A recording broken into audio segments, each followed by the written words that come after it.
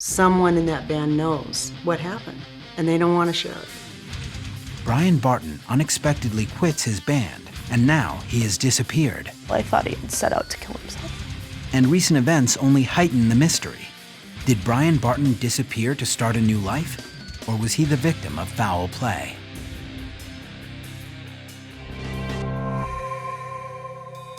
Brian Barton has been playing guitar with his band called As Fate Would Have It for almost a year.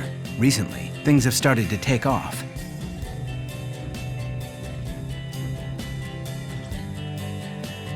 It started to turn more into like a legit band, you know, and we started playing good shows.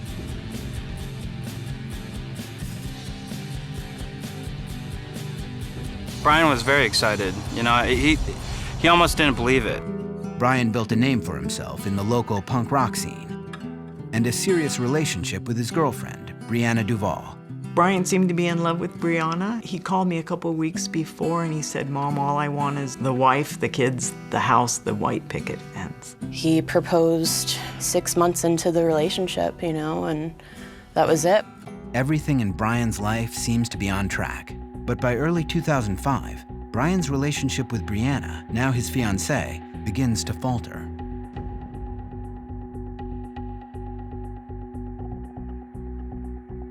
Brian would come to practice upset, and he would stop practice to go talk on the phone and settle whatever problem was going on at the time. He really liked her, you know, but she was kind of like young party girl.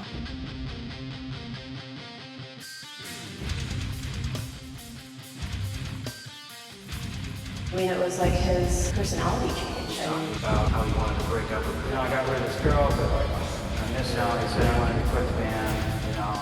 You know, he's trying to say, well, I just don't like the music, but then like the day before, he's just saying it was the best band he was ever in. It was bizarre to me because he had just bought all this equipment and they were talking about going to California and going on some tour, and it was a really cool opportunity, you know. So it was confusing. To the band, however, it seems clear what has happened. You know, he chose her over the band. At Brianna's suggestion, Brian makes an appointment to see a counselor to talk about his anxieties. He thanked me for always being there for him. And I said, of course, I love you, you know. And that was it. He didn't say goodbye.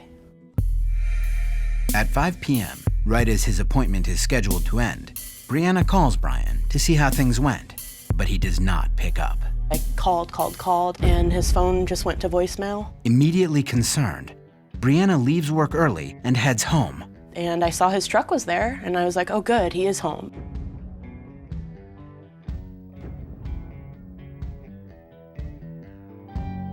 Growing increasingly distressed, Brianna searches the rest of the apartment for any other sign of Brian.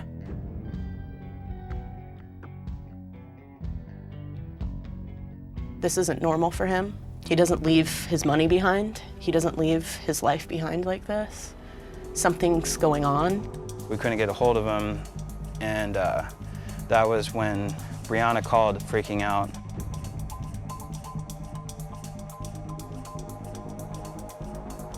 We did pretty much everything we could that weekend to try to find him. Brian has been missing for 4 days. Police support officer Darlene Deo is the first investigator to screen the case, and right away, she takes note of the length of time Brian had been missing before Brianna reported it to police. A person would be missing for 8, 10, 12, 24 hours. Then someone would report them missing, especially an adult. But in this case, Brianna reported Brian missing after just a few hours. Officer Deo also calls the counselor Brian saw the day he disappeared. And she said that when Brian came in, he was depressed, he was sad, he was upset. His relationship with his girlfriend was off and on. And he brought up to her that because he was adopted, maybe that's why he has trouble with relationships. Now I know what I have to do. That was the last thing he said to her. Now I know what I have to do. And he left. And who knows what that means. But as Officer Deo knows, it could simply mean walking away from his problems. Brian was a firm believer that if you commit suicide, you go to hell, rot in hellfire. And when Maureen checks with the National Adoption Registry, it appears that Brian has not contacted his biological mother, which seems to rule out that theory. 1 month has now passed since Brian went missing, and there are no new leads on the case. But then, one of the band members begins to grow suspicious. I started to think that whatever happened that night, maybe some of my band members were involved in it. And that really freaked me out. Rusty's suspicions force him to make a painful decision. And that's why I quit the band. According to Rusty, the other 3 band members become angry that he quit, which leads Dylan to post an ominous picture on a friend's MySpace page. A picture that he had taken to glorify himself or send a message or whatever. The picture is of Dylan, also known as Tank, holding a shotgun pointed directly at the camera. Dylan also makes a separate post that reads, "Rusty is ending my band. Ending him is my payback."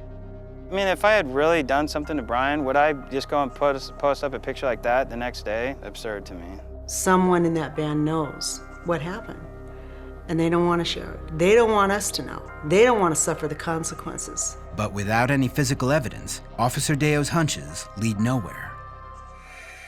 2 years go by, and still no one has heard from Brian. In June of 2007, the Federal Way Police make a renewed attempt at finding the truth. They request voluntary polygraph tests from Dylan, Ryan, and Brianna. I was like, yeah, no worries, you know?